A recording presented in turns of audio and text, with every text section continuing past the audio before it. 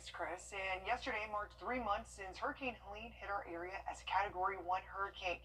Since then, FEMA has been stationed in our area to help you get the federal assistance you may need.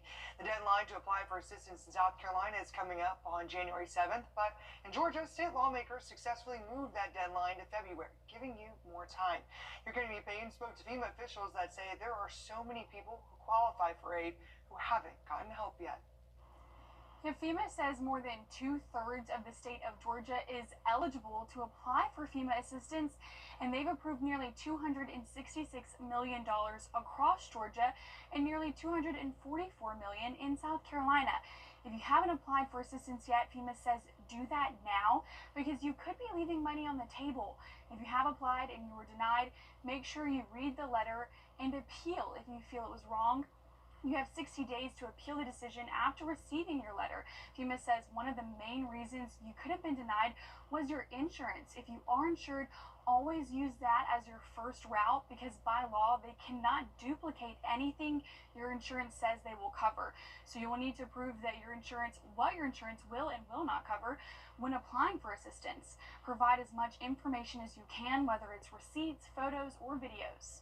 If your home sustained major roof damage and you file with your insurance and your insurance agrees to pay for those damages, you can't then turn around to FEMA and say, okay, FEMA, my insurance is going to cover my roof damages. Now, what are you going to give me for my roof damages? If your insurance agrees to cover that, that's going to be who you go with. But if there are instances where your insurance doesn't cover everything, we could fill in some of those gaps. And FEMA says that they will be in our community even after that deadline passes to help assist you. And we'll have a list of ways that you can contact them on our website at wrdw.com.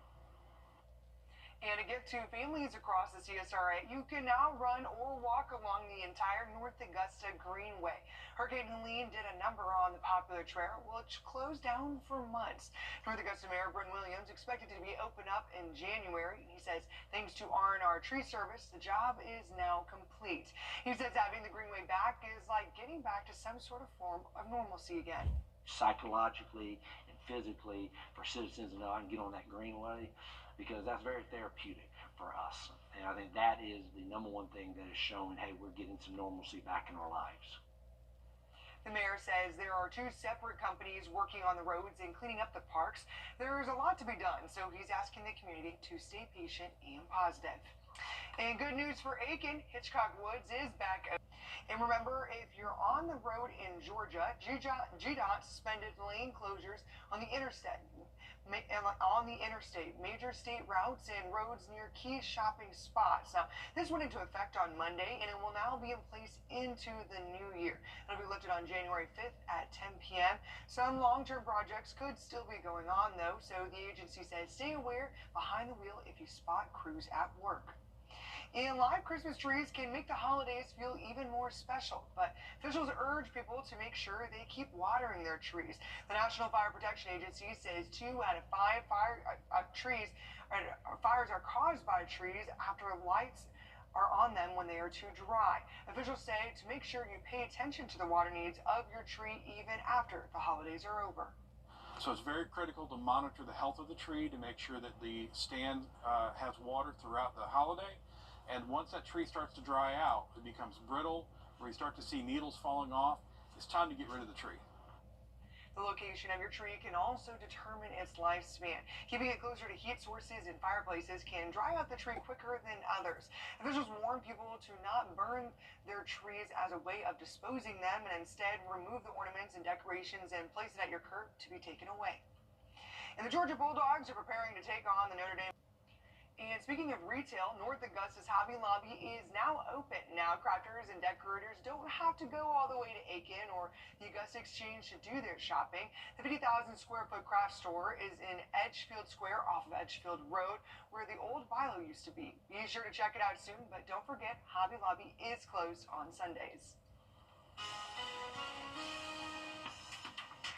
Dense fog advisory is in effect this morning. As you can see there from our Grovetown camera, quite a bit of fog out there. The high yesterday, 52 degrees, very cool for this time of the year. The low temperature, pretty mild at 46 degrees. We're in the upper 40s right now, but we could have some strong storms over the weekend as well. We'll have all the details on your weekend forecast when we come back. honored through January 2nd. And the holidays are a time when family comes together, but you should still make sure to stay healthy. The CDC says Georgia's flu cases have risen to high levels this season. In the latest report, Georgia is one of 15 states to report high or very high levels of flu cases.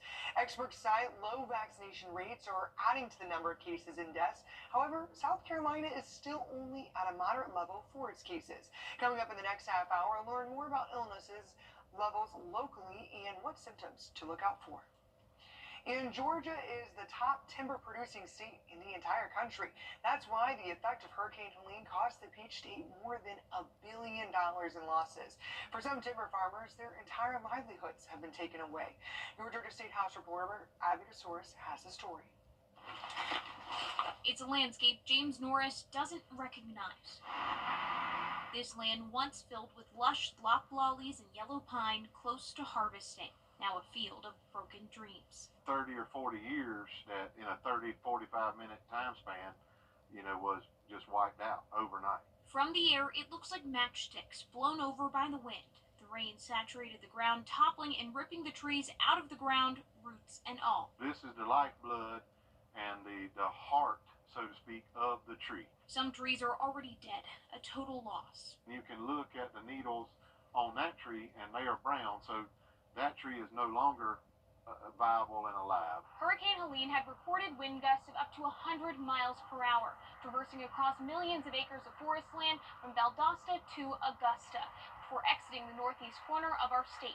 An assessment from the Georgia Forestry Commission and the Warnell School of Forestry at the University of Georgia found that Hurricane Helene caused $1.4 billion of damage. These machines trying to save what they can, but they can only pick up 1 or 2 trees at a time because the roots add too much weight. It's costly, slowing down the process before these logging trucks can take the timber to the mill. Analysis from Forest Consulting shows prices for most woods have decreased over the past 2 years after hitting an all-time high during the pandemic. They predict this loss could hit your wallet in the next year or so, impacting new construction projects. General contractors, home developers, are going to have to reevaluate what they forecast the price of the house when they said we're going to do these developments. And bigger picture, Georgia's prestigious title as the top timber producer is in jeopardy. It's going to take a long time to recover, and I don't know if it ever will. You could say the Battle family's roots run deep in Wadley, 5 generations. Tommy Battle says he doubts the state can ever recover. They need time and money. It was devastating to little small towns like we live in. The Speaker of the House, John Burns, suggests a relief package at the state level, $470 million, including $200 million for income tax credits for timber and pecan farmers, $20 million for cleanup efforts for timberland. Defenseless, that's how James Norris describes this feeling, looking at the time and work, wondering what comes next. It's going to take several years for things to get back to, I guess, what we thought of as normal. This may be the new normal, but this is where we are. In Wadley, I'm Abby DeSource. And the New Year's Eve peach drop is making a return in a few days in Atlanta. It's expected to bring in around 70,000 people to Underground Atlanta, which has been trying to find ways to revitalize and promote business since the pandemic. Numerous musical performances will take place and set up will be over the next few days. Now, Underground Atlanta's owner says his team is making sure the night runs smoothly. The peach, which is like 800-pound, 8 feet wide peach, you're going to see that on the property a week before the event, and then they'll do a couple of trial, runs, on the day of the event, a few days before, and making sure that there's no, trials. There's no mistakes. The event starts at 6 p.m. on New Year's Eve with the peach drop at midnight. And children of incarcerated women may not get to see their mothers for Christmas, but they'll be able to hear them. Inmates at Camille Graham and Goodman Correctional Institutions were able to record audio storybooks for their children as part of the Riley's Readers Program. Department of Corrections Director Brian Sterling dressed as jolly old St. Nick to get the storybooks, and Miss South Carolina helped give out the books too. Offering these children an opportunity to have a little piece of their parent at home with them, when I know in the evenings is when you miss your parent the most. So to be able to offer them something to give them comfort in the evenings is so special. The mothers also got to spend time with their children at a Christmas party last Saturday. So far, more than 500 storybooks have been recorded through the Riley's Readers program. And we are going to have some rain around for the weekend. Not an ideal weekend at the lake. Northeast winds today at 4 to 8, keeping it kind of cloudy and cool. The water temperature there at 52. Could have some stronger storms to finish out the weekend. We'll talk more about that and have a look at your weekend travel forecast after the break. Do you owe $10,000? Early afternoon. We'll talk more in detail about that and the full forecast coming up. Thanks, Chris. And coughing, hacking, and sneezing in both Georgia and South Carolina, emergency room visits for RSV are at a very high level. That's according to Atlanta-based CDC. And as we see a spike in the holiday sickness, your Sydney Hood is in the studio with more data on our individual counties. We're seeing several counties on both sides of the river scoring high on the scale, which in this case isn't necessarily a good thing. The CDC updates their numbers for their respiratory illnesses data channel on Fridays, and from this latest update, they say the amount of acute respiratory illnesses causing people to seek health care is high nationally. They also say COVID-19, the flu, and RSV activity continues to increase across the country. Now, the CDC measures wastewater activity levels and emergency room visits with COVID, the flu, and RSV. And looking at things locally, using Richmond County as an example here, the CDC is showing minimal COVID-19 ER visits and wastewater activity. However, there are high levels of flu activity in wastewater and the ER, and the same goes for RSV. The only difference here is the CDC is showing a very high level of RSV and wastewater. Now, over here in South Carolina, we aren't seeing as much red here. You can see overall respiratory illness activity in South Carolina is moderate. And then if you scroll down right here, you are seeing a high level of wastewater viral activity with COVID and then low RSV.